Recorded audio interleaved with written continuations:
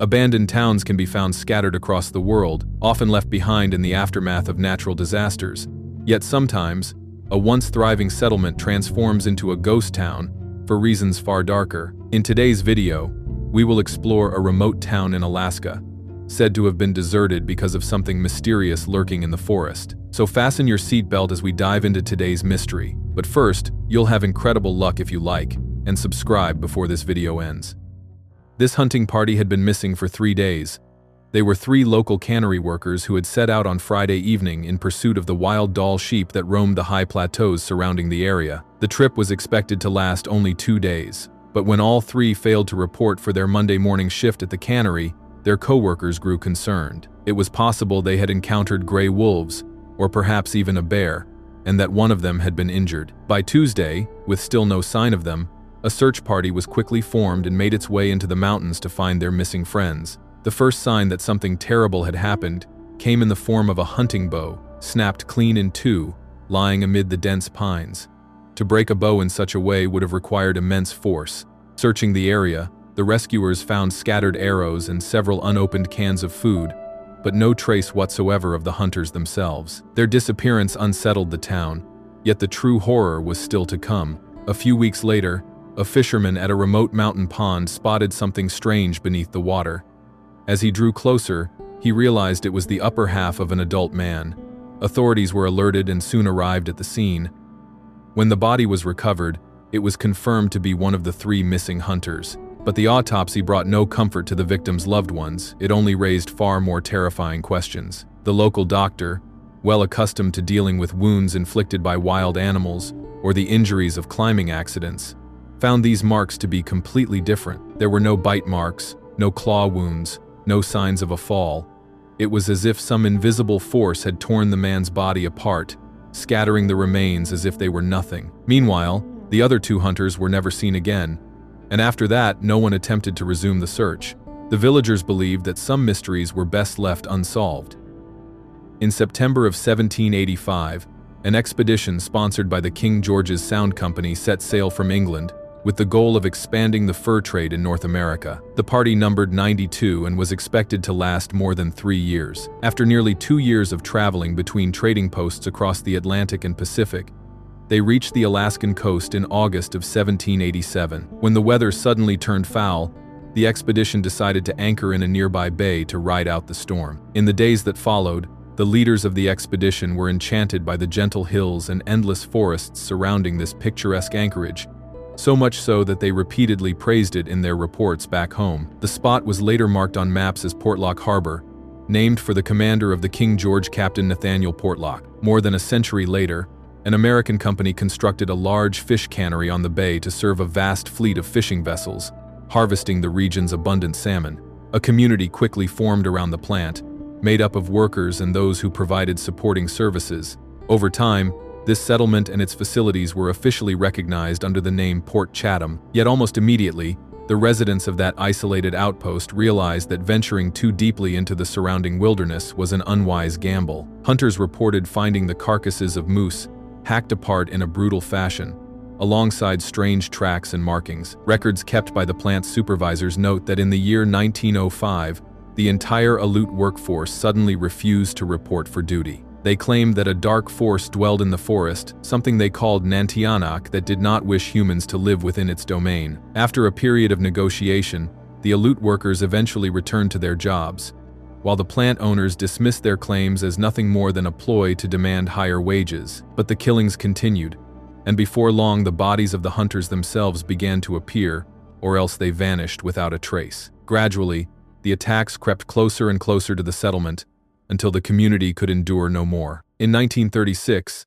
the cannery shut its doors, and the entire population abandoned Port Chatham forever. One of the most infamous events leading up to this exodus took place in 1931, when a well-liked and friendly resident named Andrew Kamluk was found dead in the forest. Kamluk was a lumberjack, accustomed to spending days at a time alone among the trees, but it was the manner of his death that shocked the community. His body was discovered lying face down, the back of his skull completely crushed. Roughly 15 feet away, a large piece of logging equipment rested at the base of a tree, drenched in the victim's blood. Some attempted to explain that Kamluk might have fallen onto the machinery and struck his head, yet the fact that his body lay a considerable distance from the equipment suggested otherwise, that someone had used it to smash his skull before tossing him aside. The grim reality that it took 3 or 4 strong men to lift the machine afterward only deepened the horror and mystery surrounding Kamluk's fate. Another haunting incident occurred in 1920, when a party of bow hunters came across a houseboat stranded against the banks of the Yukon River. Having drifted downstream from the upper reaches, its exterior was spattered with blood, and when the hunters cautiously entered, they were confronted by a horrifying sight. The vessel's owner lay dying in the darkness of the cabin. His name was Albert Petka, a recluse who had spent his life apart from society, often mooring his boat in the remote reaches near Nulato. With his final breaths, he managed to tell the trembling hunters what had happened to him, and how he was powerless to fend off the death that was closing in. Petka recounted that one evening, while resting inside his cabin, he heard a strange, unearthly howl echoing nearby. Grabbing a weapon, he stepped outside and saw a massive, fur-covered creature slowly advancing toward his boat. He raised his gun to fire, but the beast charged with terrifying speed, effortlessly swatting the weapon aside before seizing him. After delivering a savage beating, it casually dropped him to the ground and continued on its way as though nothing had happened. When the doctor examined him, there was simply no way to explain what kind of creature could have inflicted such devastating internal injuries.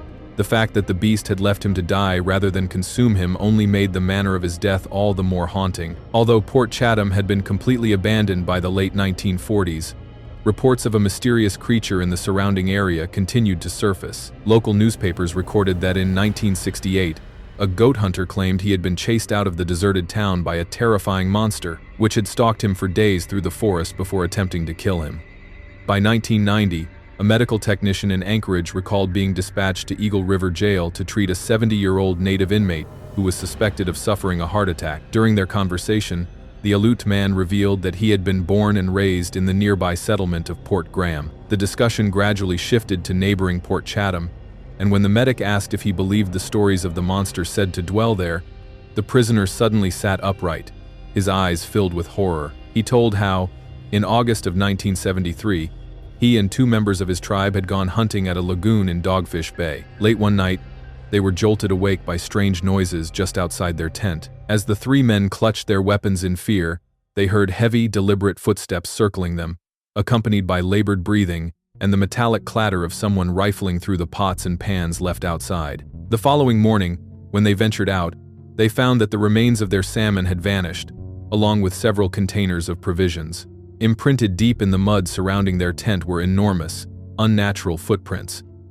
For the next 2 nights, they deliberately left food scraps in plain view, and each time, the nameless visitor returned. When the medic asked if it might simply have been a bear, the man firmly denied it.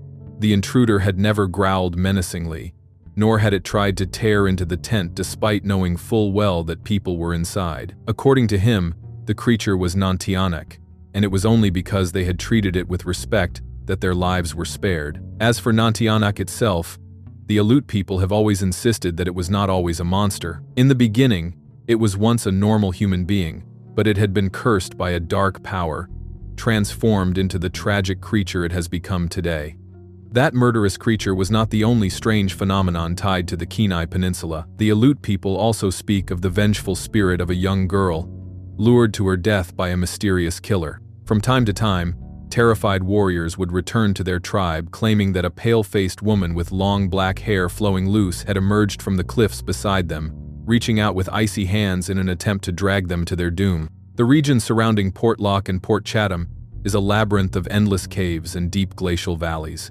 Hunters in the area have reported following human-like tracks measuring up to 18 inches in length. Seasoned woodsmen came to believe that the being which left those prints was stalking and bringing down unfortunate moose or caribou. Could it be that in some untouched wilderness, far removed from human reach, a lost branch of ancient mankind still survives, evolving at a slower pace than the rest of us? Might the events of the past century serve as evidence that one day the 2 species will be forced into open confrontation? Or are all these accounts nothing more than mistakes and misinterpretations? Wherever you go in the world, every community and every society has its legends and supernatural tales. Whether it is ghosts, monsters, or entities from beyond, We all grow up with stories of things lurking at the edges of our natural world, dangerous beings forever waiting just beyond the firelight. And that is the story for today. Thank you for watching until the very end. If you enjoy videos like this, be sure to subscribe to the channel so that you receive a notification each time we release a new one.